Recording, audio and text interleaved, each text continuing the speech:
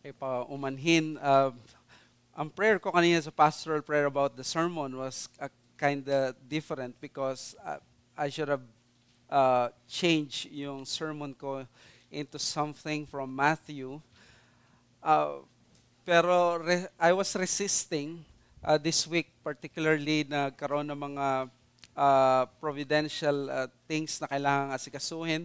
I volunteered sa to help yung mga deacons natin dito sa CR para masimulan at yung lakad namin kahapon sa moonwalk.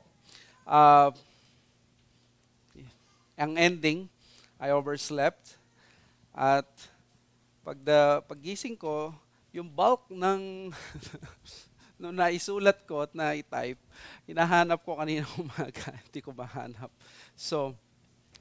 But since Tuesday, I was already meditating and studying Genesis 37. Not only that, but hanggang 50, I was resisting to transfer dahil ito yung laman ng isip ko at laman ng pinag-aaralan ko. I really want to share itong blessing from Genesis 37 because this is the first part ng bagong series. Whenever may bagong series, especially sa mga narratives, sa mga preachers dito, how challenging it is, paano mo ipapasok lahat sa pilot episode.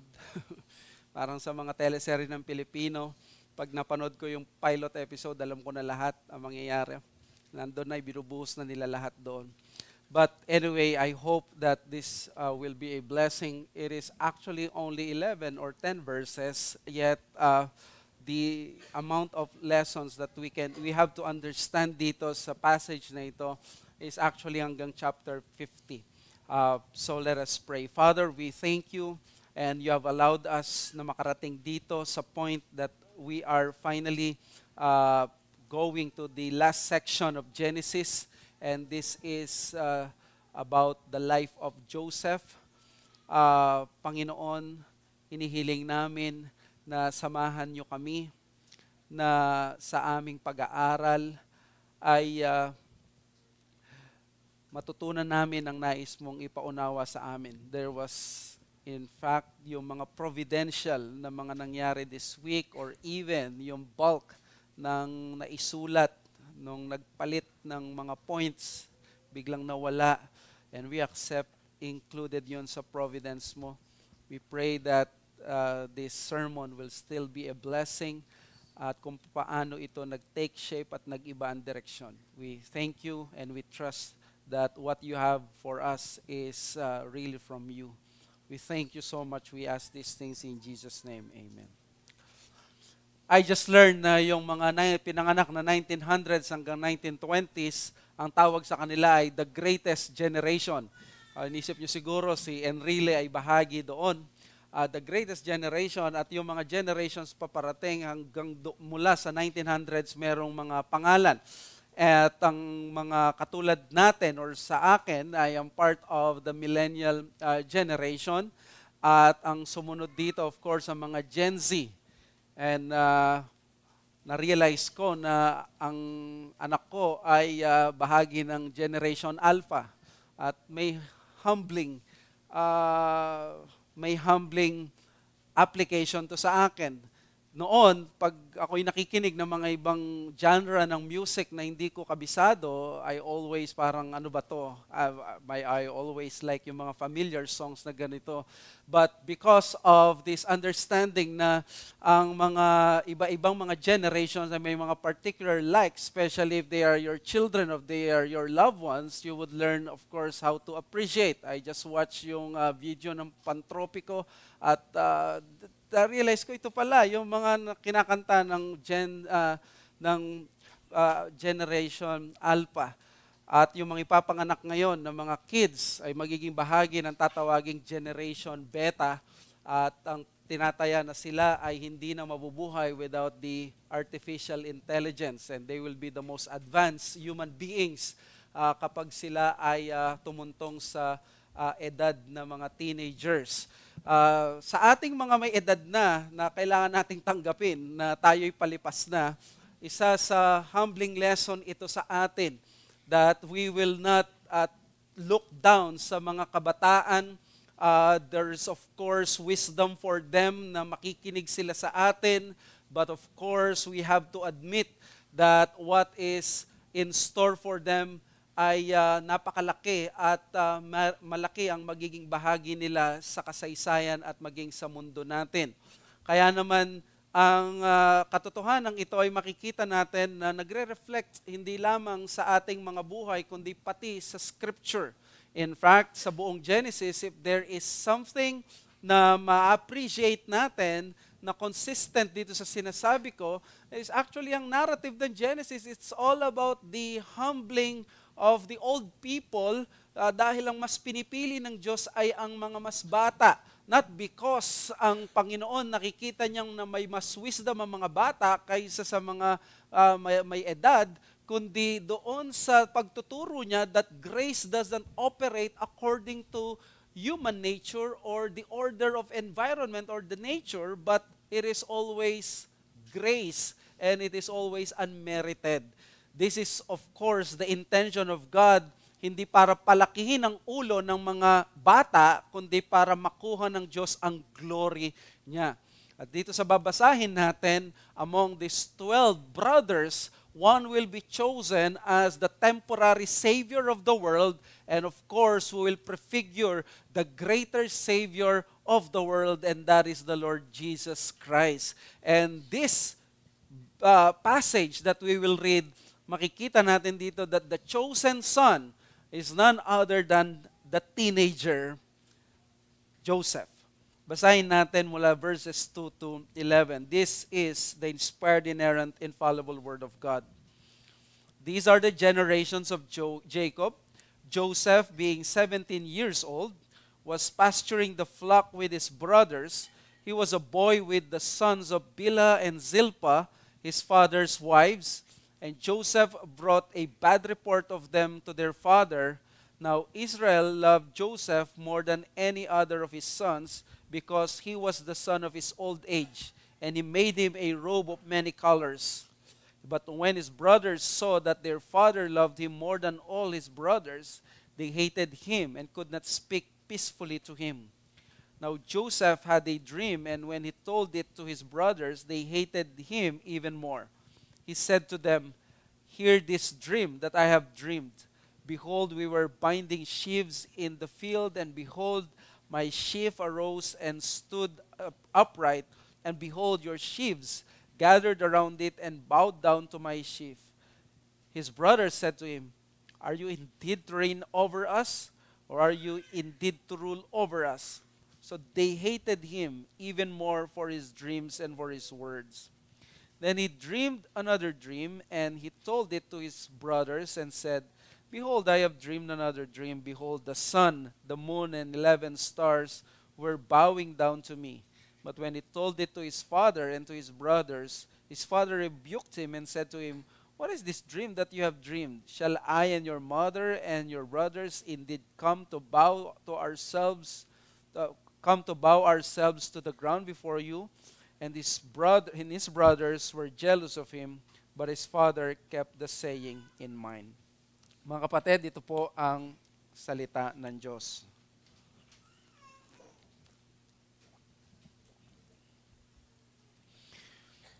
Obviously, something is not quite right pag binasa mo ito, but we can always conclude that Joseph was not wrong in his dreams.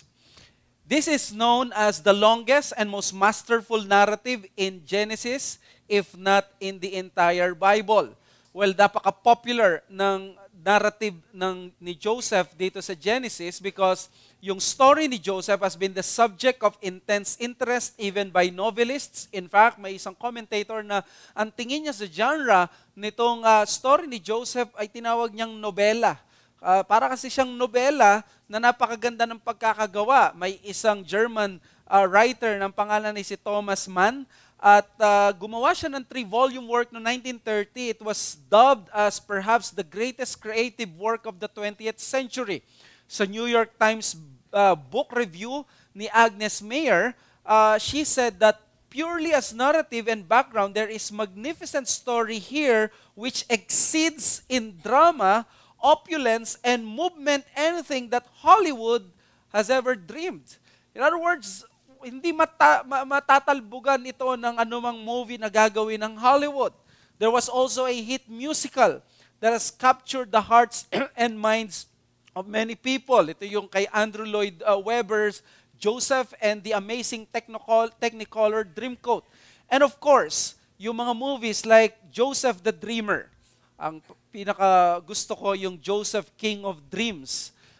Yung may song din na sumikat, Any Dream Will Do. Doon sa movie, animation na Joseph King of Dreams, mayroong sumikat na napakagandang song na ang title ay You Know Better Than I.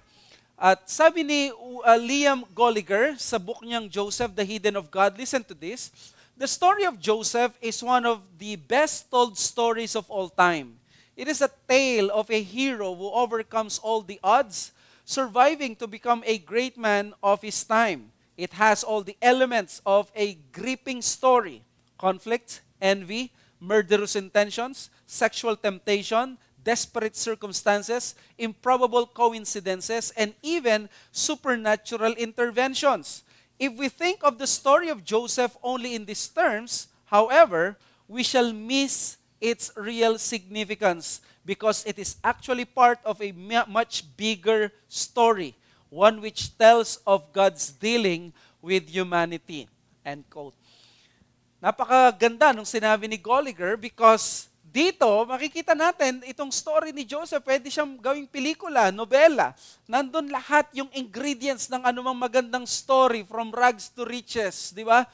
Nung bago pa man kami sa Bible School, ito na yung pinakamadali at pinag-uusapang mga outlines. Joseph, from pit to palace, ginawa pang Tagalog, mula sa balon hanggang sa bulwagan. Yung mga ganong alliteration, napakaganda. Na makikita mo na nakakaenganyong basahin ang story niya. In fact, pag binasa mo Genesis 37, parang maganda siyang story na hindi mo na maibibitawan, kailangan mo nang isagad hanggang sa Genesis 50. But according to Gallagher, kung ganun lang ang tingin natin sa story ni Joseph, we will miss the whole point of Genesis 37 to 50. Kaya hindi po pwedeng story lang or narrative ang tingin natin dito. Kailangan natin yung tinatawag na theological approach. The story of Joseph must be viewed from the redemptive lens of the Scripture. And this is the unbeatable way para makita ang lalim at yung transformative power ng story. Ang biblical account ay hindi isang feel-good story ng isang inalipustang kapatid, binenta, at ng ibang bansa ay naging matagumpay, hindi siya nakilala. Tingnan mo, napakagat ng pelikula nito. Hindi siya nakilala. Di ba tayo, sawang-sawa na tayo sa mga storyang nagka-amnesia, nagkaroon ng kalaguyo, yung mga ganitong mga anak pala niya ito, kapatid pala niya. Pero ito, true to life, na disguise niya yung sarili niya, akala nila patay na siya, tapos yung pala, siya ang pinakamakapangyarihang tao doon sa pinakamakapangyarihang bansa. So, napakagandang gawing pelikula, pero itong theological narrative patungkol sa redemptive purposes ng Diyos sa mundong ito via His covenant with Abraham, ito yung the best way to approach the story of Joseph. His intention of blessing or saving mankind will be realized by fulfilling His promise of producing the seed of the woman who will crush the serpent's head and eradicate sin ultimately in this world. Now, sinabi ko yun para makita niyo na ang Genesis 37 connected sa Genesis 3. In other words, Joseph is one of those early fulfillments kung papaano ang narrative ng Genesis 3 kailangan ng isang savior na magka-crush doon sa head ng serpent, at kapag kinonect natin doon ang story ni Joseph, mas ma-appreciate natin ang Genesis 37 to 50. But that had to come hindi sa isang magical way, but through the ebb and flow of ordinary life and the providence of God. So far, so good. He had chosen Abraham to be the bearer of this sacred covenant. Instead of Ishmael, ang pinili niya yung bata na si Isaac. And then nung si Abraham namatay, si Isaac na ang pumalit na patriarch. Si Isaac, ang imbes na piliin sa kanyang sa mga anak niya ay yung panganay, si Esau, si Jacob, yung bunso ang kinuha at siya ang napili. Now, nung namatay na si Isaac, by Genesis 37, what we have now is the only the lone patriarch na nabubuhay, and that is Jacob. Kaya nga sabi niya, this is the generation of Jacob. Now, kung si Abraham ang pinili, hindi si Ishmael, kundi si Isaac, kay Isaac ang pinili si Jacob, hindi si Esau, nireject ang mga panganay, who do you think ang pipiliin ngayon sa 12 anak nitong si Jacob? Who among them would be the chosen son whom God will use to preserve and save the race of Israel and the whole world? Because hindi alam ito ng mga characters ng Genesis 37, there will be a coming famine na magte-threaten sa buhay doon sa Canaan, doon sa Promised Land, at maging doon sa Egypt, or sabihin natin, yung worldwide civilization nung panahon na iyon. There is that threatening famine for 7 years na walang pagkain. Anong mangyayari? Wala pang mga imbakan dito, wala pang national food security, wala pang mga naka-assign na ganito. If there will be no Savior na ibibigay ang Panginoon, mawawala, maraming mamamatay doon sa panahon nila. Even the people of God, they will not survive. 7 years of famine, alam natin yan. Because we now live sa story na tapos na. But doon sa Genesis 37, they don't know these things. So Genesis 37 to 50 is 14 long chapters ng section ng Genesis that is more than a piece of dramatic literature. Dito makikita natin na hindi man makikipag-usap directly ang Diyos, unlike kay Abraham, Isaac at Jacob na nakikipag-usap talaga, di ba? Audibly. Dito makikita natin, wala ni isang direktang pakikipag-usap ang Diyos except doon sa Genesis 40s kay Yahweh at si Jacob, pero wala kay Joseph. Bakit kaya? Nandun si Yahweh na napaka-conspicuous niya ng kanyang pagkilos to the point na marirealize mo pag binasa mo Genesis 37 to 15 na hindi po pwedeng mangyari ang lahat ng ito except sa kamay ng Diyos. Yun ang gustong ipakita ng Genesis 37 to 50. Mapupunta ka sa conclusion na bakit hindi nakikipag-usap ang Diyos? Nandun naman siya kay Abraham, nandun siya kay Isaac, nandun siya kay Jacob. Nakipag-usap siya, bakit kay Joseph? Hindi. Para makita mo at makonclude mo na Genesis 37 to 50 na ang lahat ng mga bagay na ito nangyari ayon lamang sa kamay ng Diyos. No wonder, ang buhay ni Joseph ay buhay na lagi sa mga libro, laging na-emphasize ang hidden providence of God. Kaya nga in-entitle natin ang series natin na The Symphony of Providence. Iba-ibang mga tugtog, iba-ibang mga musika, pero naging maganda siyang collection na pinagsama at nag-produce sa kamay ng Diyos ng isang napakagandang resulta at musika. So dito mga kapatid, sabi ni Warren Wiersbe, the hand of God is evident in every sin, ruling and overruling the decisions people make. And in the end, God builds a hero, saves a family, and creates a nation that will bring blessing to the whole world. Behind this story is the heart of the covenant-making God who always keeps His promises. Mga kapatid, ang gusto kong ipakita sa inyo dito is that ang Genesis 1 to 11 is about the history of the world, pero pagdating sa Genesis 12, nag-focus na siya sa isang pamilya. Pero yung pamilya na yon, napakabilis ng pacing. Si Abraham natapos sa Genesis 25, nandun na si Isaac, natapos na rin hanggang Genesis, napakabilis ng story niya, and then si Jacob. But look at this. Pagdating kay Joseph, para siyang imbes na nagja-jogging, naglakad. Bigla siyang focus. Pinakita yung mga stories. In other words, Genesis is telling us na mag-focus kayo dito sa Genesis 37 to 50. The point of narrative is that God is going to choose a man who will carry out His purposes.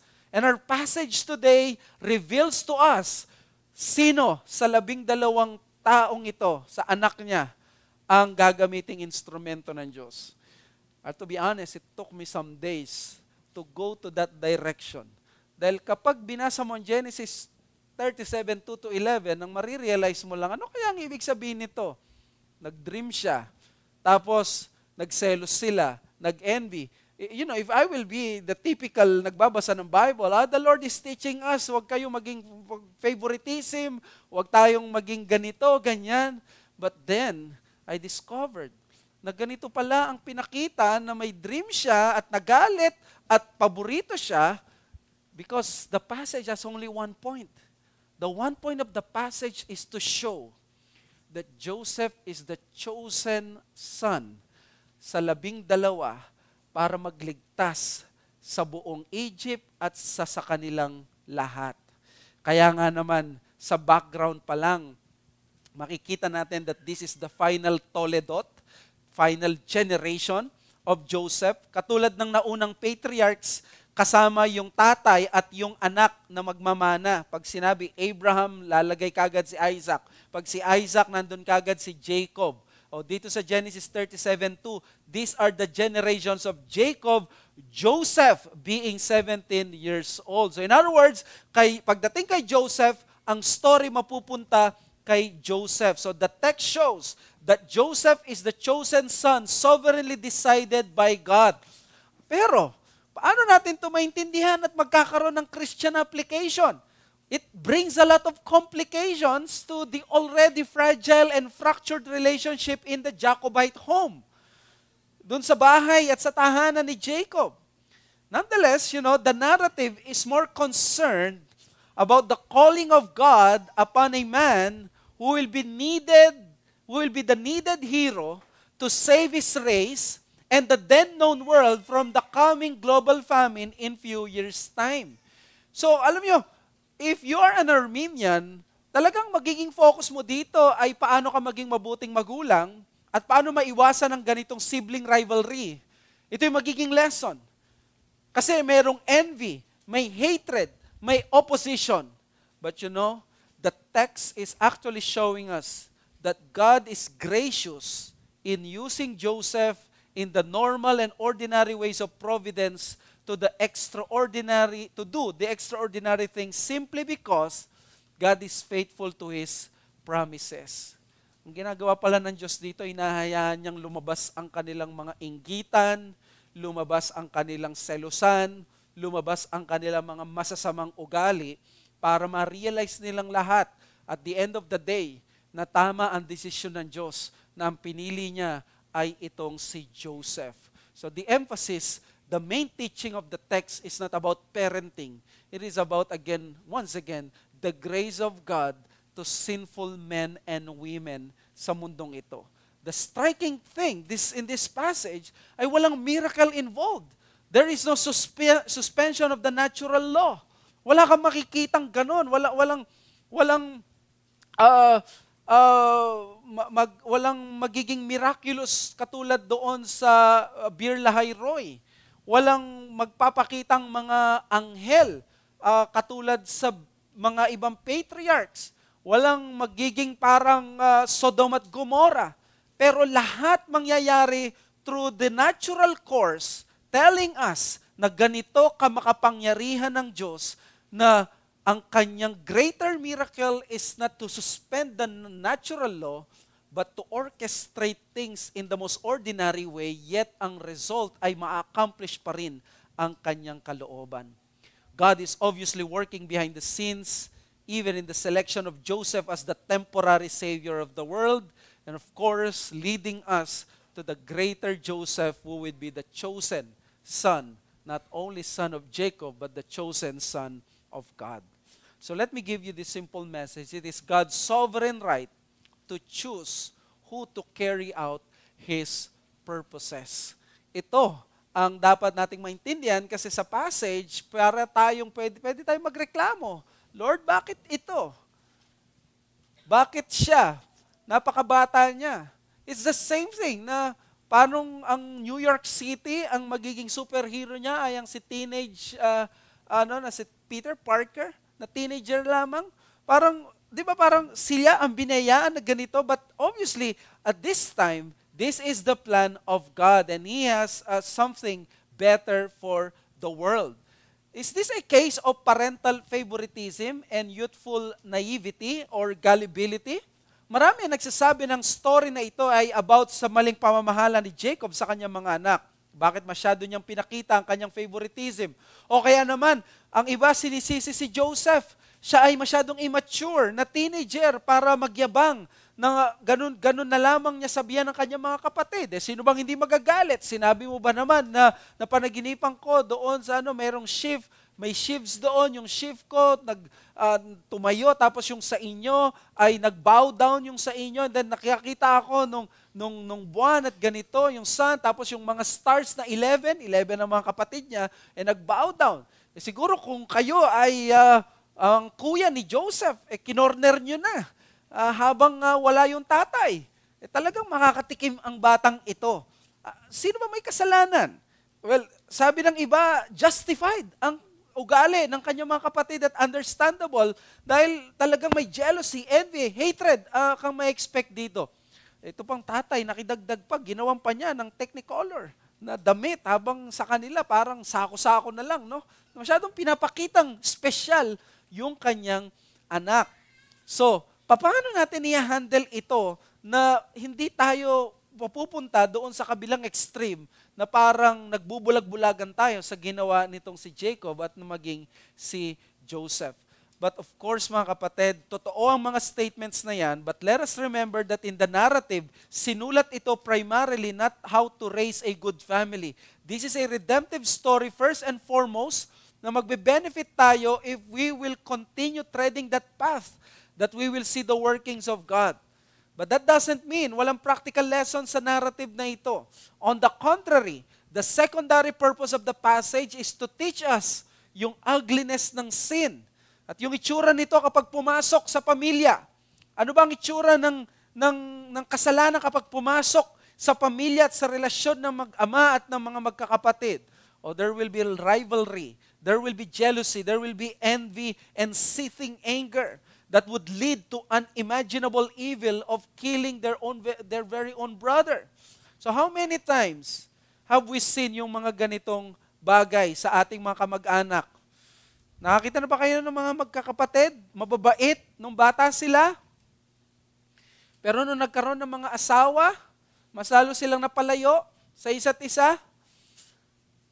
At okay na sana yun, tanggap na nila, nagkalayo-layo sila dahil nagkaroon ng asawa. Pero guess what? Pag namatay ang magulang at hatian na ng mana, dito na, nakakita na ba kayo na magkakapatid, nagbabantaan ng buhay, nagkakaaway? O, dito parang pinapakita sa atin, wala tayong ibang kailangan kundi ang biyaya ng Panginoong Hesus kung paano natin i-handle itong bagay na ito.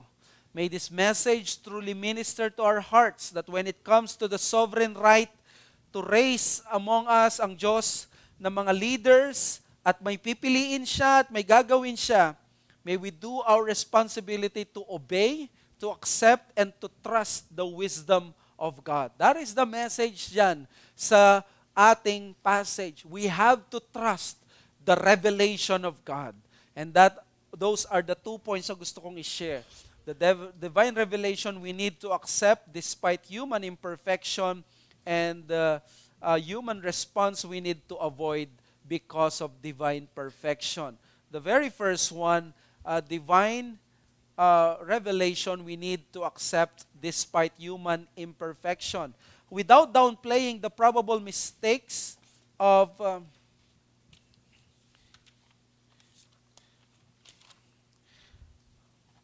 without downplaying the probable mistakes of the human characters, Joseph emerges as the chosen son to carry out God's special purposes for them and for the world in the near future. Before, palaging maganda ang tingin kay Joseph ng mga commentators na siya daw ay parang almost sinless na parang walang kasalanan si Joseph dito. But later, scholars, yung mga modern scholars ngayon, ay willing na silang tanggapin yung mas consistent sa scripture. Joseph was not a perfect man. Meron siyang kasalanan din. And we must not be ashamed to attribute to Joseph clear mistakes when there is a clear mistake. After all, the Bible says, all have sinned. At ano yung mistake? May dalawang mistakes dito. Si Jacob at si Joseph. Ang unang mistake ay kay Joseph. Ang sabi ng Bible, Joseph brought a bad report to them to their father. Alam nyo, anong tawag kay Joseph? Sumbongero. Sinumbong niya yung kanyang mga kapatid. Di ba kapag may mga kapatid, nagtatalunan, tapos biglang masaya lahat, tapos may isa na sirain ko kayang araw ng mga to, sabi. Pupunta sa magulang, susumbong. Sabi ng iba, wala naman daw siyang masamang ginawa. Pero alam niyo, sa Hebrew kasi ng report, ang Hebrew nito ay diba, is used in all scripture in the negative sense. Something that is untrue. Especially, may adjective dito na evil. So yung adjective na evil report, which is always negative, there is a clear evidence na si Joseph, marahil may katotohanan yung kanyang report, but we can safely say, ginamit niya ito sa kanyang interest. Kumbaga, pwede niyang minanipulate niya ito, pinasama niya lalo. We all know this. Ang isang information, binanggit sa tamang paraan, pero dahil hindi mo narinig, kinuwento lang sa'yo, ininterpret mo na. Ito yung pinagmumula ng slander, pinagmumula ng gossip. Di ba? Kumbaga, naging yung tinatawag na tattler. Itong si Joseph, minanipulate niya yung balita o yung nangyari, and exaggerate niya probably para masut yung interest niya at lumitaw siyang better than this. Sabi ni R. Kent Hughes, itong si Joseph or yung ibang mga commentators, he is what we can call the good boy teenager sinner. Parang good boy siya pero still a sinner. Now, nakadagdag dito sa problema ay si Israel. Now Israel loved Joseph more than any other of his sons. He made him a robe of many colors. Nakadagdag pa to sa problema natin. Sa verse 4, sabi dito sa Bible, his brothers hated him and could not speak peacefully to him. Tignan nyo, paano ka naman magiging, kung di ka magsiselos ka talaga sa nakikita mo. Now, tingnan naman natin yung angulo ni Jacob. Marami na siyang naranasang reasons to reject this older brother. Si Reuben, di ba, sumiping siya sa kanyang mistress. Si Simeon at Levi naging violent murderers. And according sa passage, si Joseph ay anak niya sa kanyang old age at lalo siya yung panganay na anak ng kanyang minamahal na si Rachel. Sabi pa ng isang na-consult kong scholar, si Joseph talaga ang kinikilala niyang parang pinakapanganay kasi ang first wife niya at ang tunay niyang mahal ay si Rachel at yung kanyang pinakapanganay kay Rachel ay si Joseph. So hindi dapat daw magulat itong mga batang ito. So, pero sa nangyari nga, lalong nagalit itong dalawa. Now, mas lalo pat itong lumala nung nagkaroon ng mga panaginip. These dreams were both symbolic at nung una may dalang revelation at reiteration na lang yung pangalawa. Yung first dream, behold, we were binding sheaves in the field, and behold, my sheaf arose and stood upright, and behold, your sheaves gathered around it and bowed down to my sheaf. Ang second dream, behold, I have dreamed another dream. Behold, the sun, the moon, the 11 stars were bowing down to me. So, agricultural symbol nung una, celestial symbols, both dreams, lahat sila observable sa kanilang mga panahon. So, nakaka-relate sila. They understand it very clearly kung anong ibig sabihin ni Joseph. And both dreams, may isa lang na point. The exaltation of Joseph over his own family. The brothers were seething in anger and could not accept this. But his father took a more tempered response. Pero gusto ko makita at i-summarize yung mga sinabi ko. In all these things, may kasalanan ba si Jacob at si Joseph? The answer is yes. But the passage is clearly showing us something. Joseph is someone special, and he has been selected by the sovereign Lord for the purpose of leading his family and the world to rise above a future calamity. In other words, the narrative of Joseph tells us na may immaturity si Joseph, may mali si Jacob, pero si Joseph at the end of the day ay tama pa rin, at ang dapat ginawa ng kanyang mga kapatid, kinonsider yung dreams na yon. You know why? Because those dreams were from God. They were the very word of God to them. Nung panahon na wala ang Biblia, yun ang salita ng Diyos sa kanila.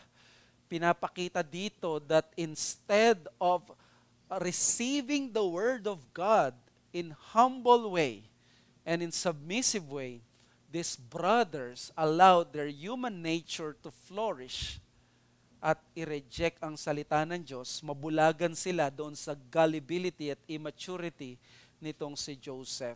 Ang dapat nilang ginawa pala ay tanggapin at kilalanin ang boses ng Diyos sa likod ng mga panaginip na yon. And I think there is a lesson here for us. No matter how the revelation from God wrapped in human imperfection, our task is still to listen and obey because it will always lead to our own good. This is a reality sa mundong ito. The Word of God is external to your heart. The Word of God is something that you do not possess in our hearts. It is something outside of us, and therefore, the Word of God is normally being preached to us. In other words, the Word of God is something that we cannot and we do not control.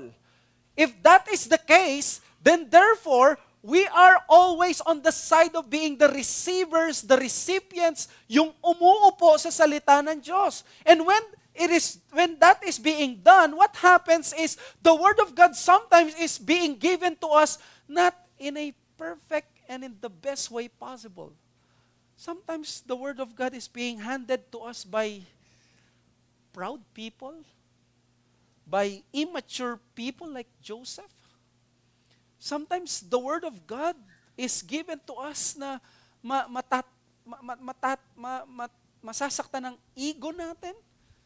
Parang diretsahan niyang sasabihin na yuyuko ka sa akin. What did you feel nung nagpapakasasa ka sa kasalanan mo, tingin mo napakalakas na loob, and then suddenly your brother told you, brother, mali ang ginagawa mo, you repent. Masakit yun. But if it is from the Bible, then it is the Word of God. Regardless kung si Satanas ang nagsabi. That is a reality in our lives. We have to admit, immature tong si Joseph.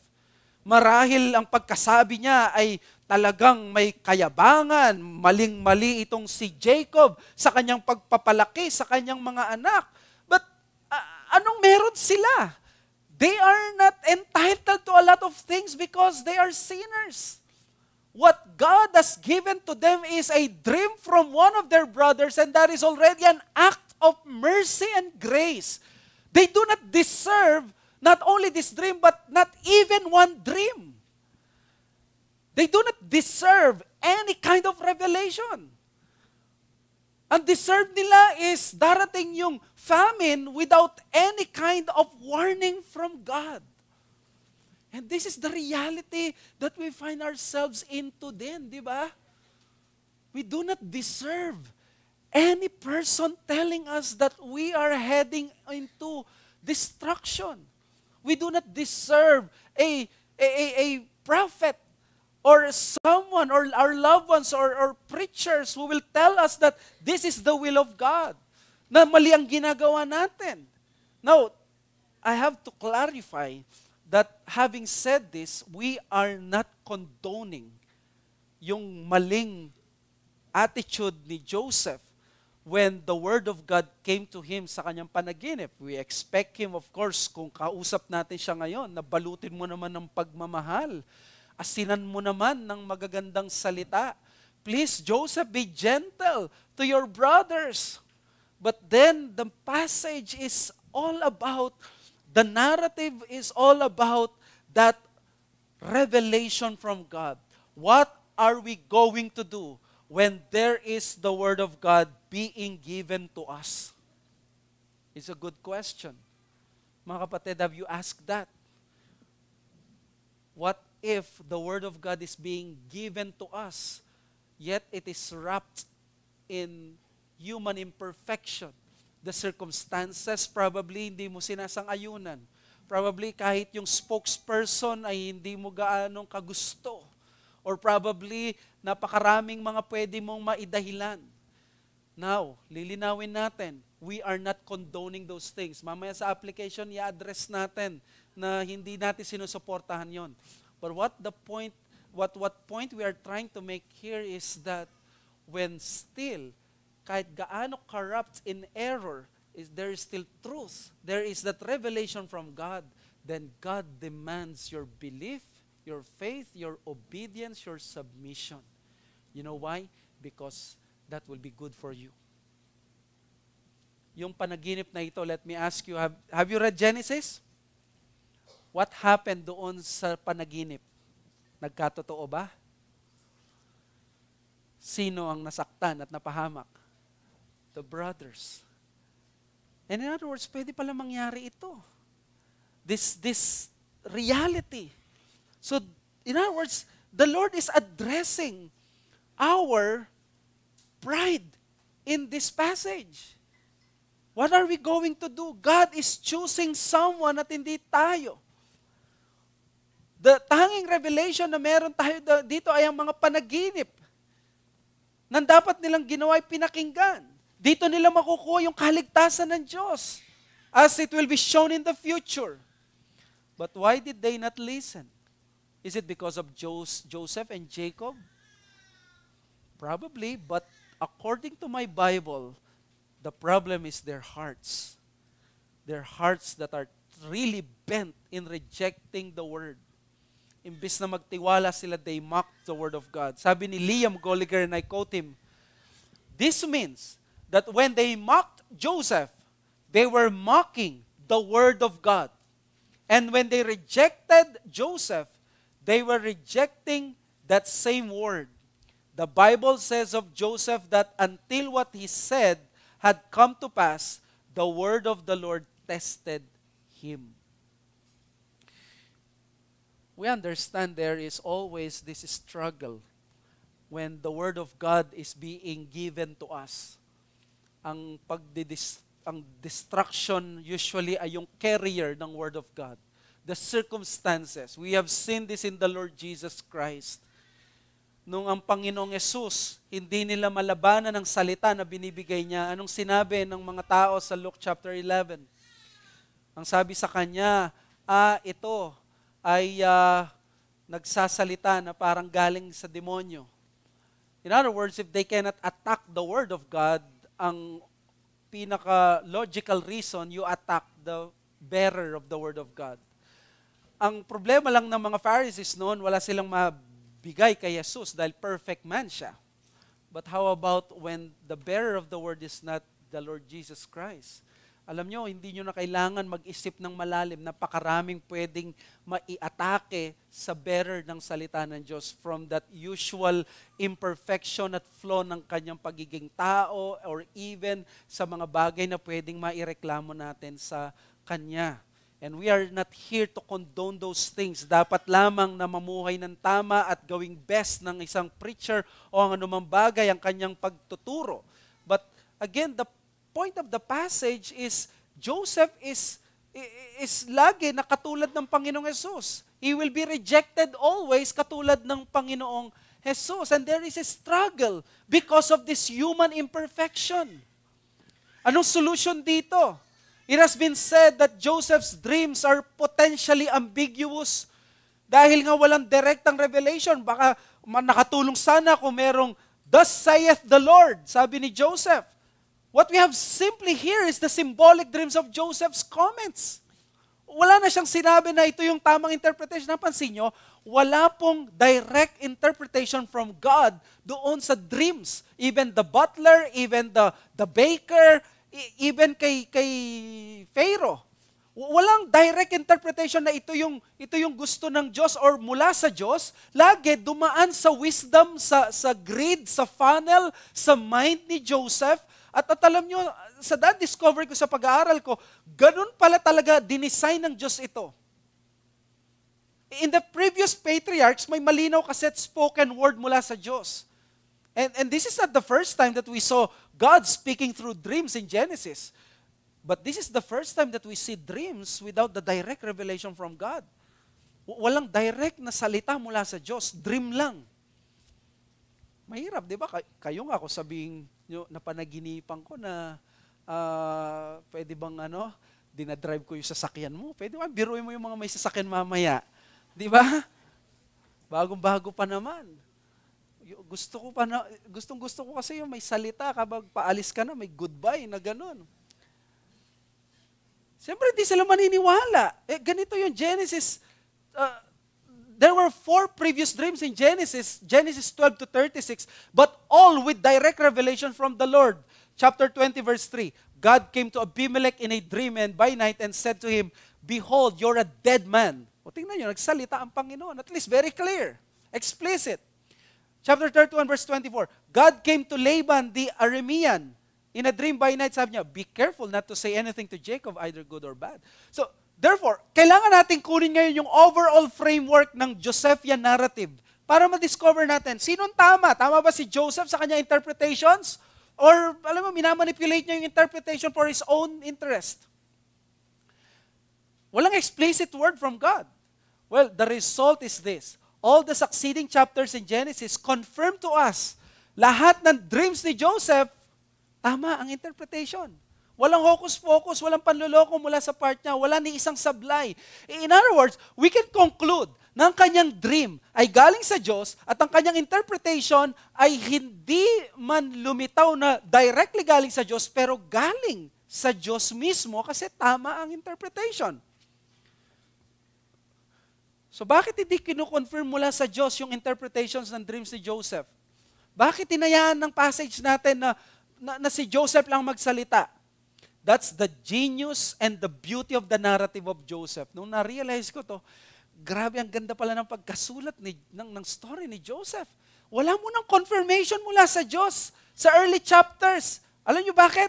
To create a tension habang nagpo-progress ang narrative para you are at the edge of your seat na ano mangyayari? Totoo kaya mangyayari na magbabow down ang 11 stars na ito? Totoo kaya na magkakaroon ng famine? Nilulure tayo ng narrator na read more, listen more, see for yourself ang story ni Joseph. At napakaganda ang kalalabasan ay lahat pala ay tama. Now, having said that, makikita natin dito na si Joseph, nagsalita siya ng tama at ang magandang ending nito at conclusion sa atin. O tingnan mo na, whenever there is that word being spoken to us, kunin mo yung word at yun yung paniwalaan mo. Maganda yung lesson natin sa Sunday School kanina.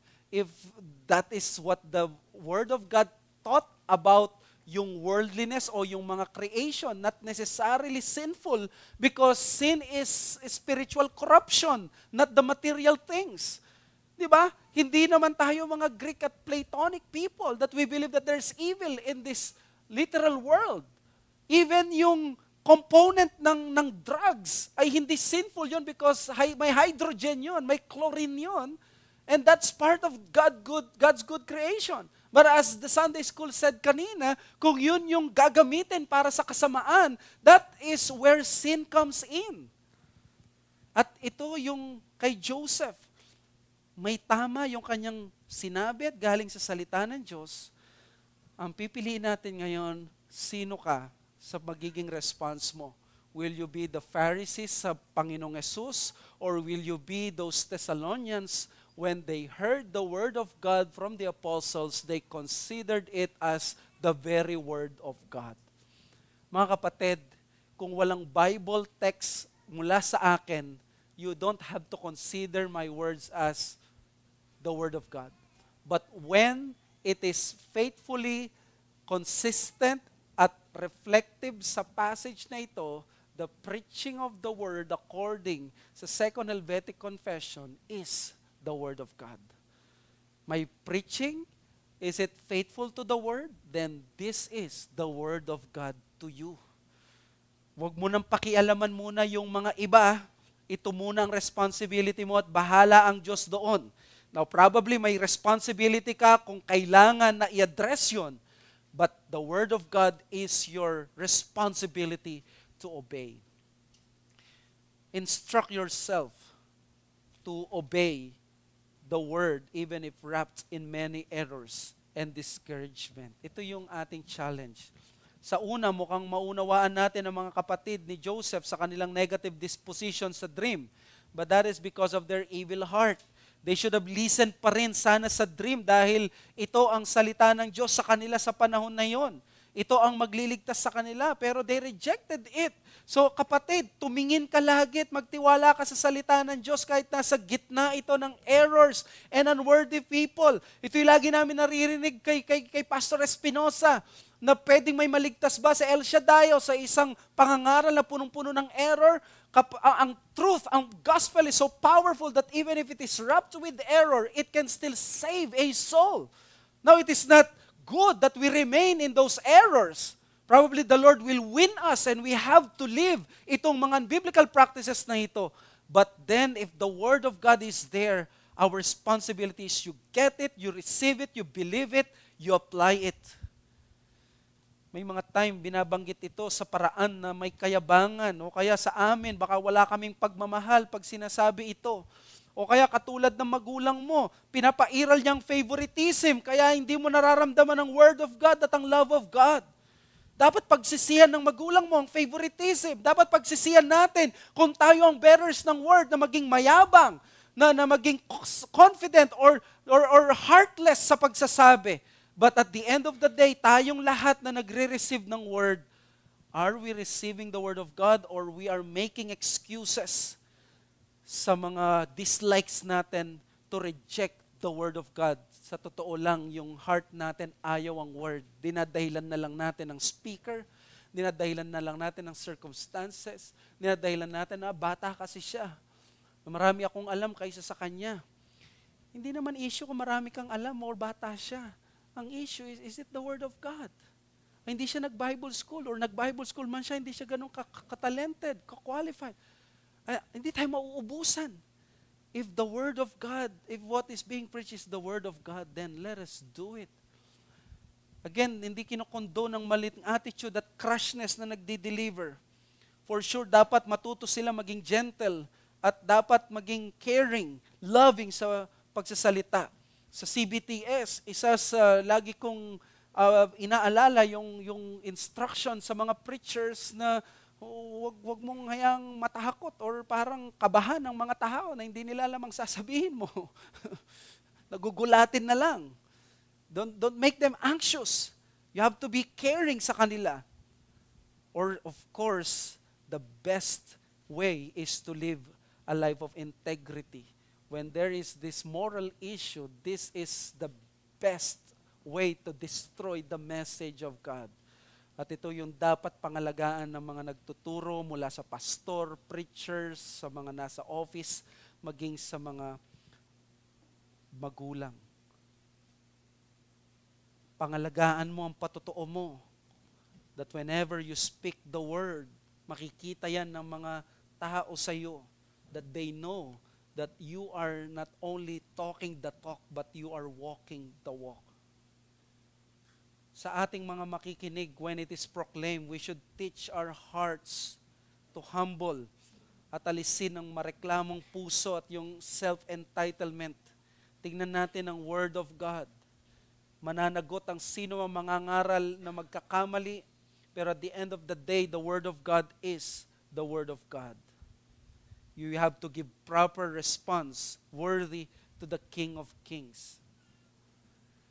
Ang Panginoong Yesus, nung siya ay nangaral at siya ay pinangaralan din ng kanyang magulang, hindi siya niya nireject ang salita ng Diyos. Pero pinapakita dito kahit ang mga disciples niya like si Peter, like yung mga ibang tao, they receive the Word of God. Nagkamali sila, but the Lord upholded them. gusto kong ipakita sa inyo, ang kahihinatnan nating lahat ay ang ebanghelyo ng Panginoon. Dito tayo makakakuha ng assurance. Sa gospel, sa mga pagkakataon that we are not faithful in delivering the word, we are not very careful in delivering the word, the gospel gives us that forgiveness. The gospel gives us that assurance that God is not looking for perfect people, perfect parents. So imagine kung at that time na nag-exercise ng favoritism si Jacob, ni-reject na siya ng kanyang mga anak, di na siya pinakinggan. What hope do I have kapag nagkaroon ka ng pagkakamali sa iyong anak mo and then your child would reject you for the rest of his or her life? What message or what hope do you have in that? There's no hope in that. But thank God the gospel tells us there's a message of redemption.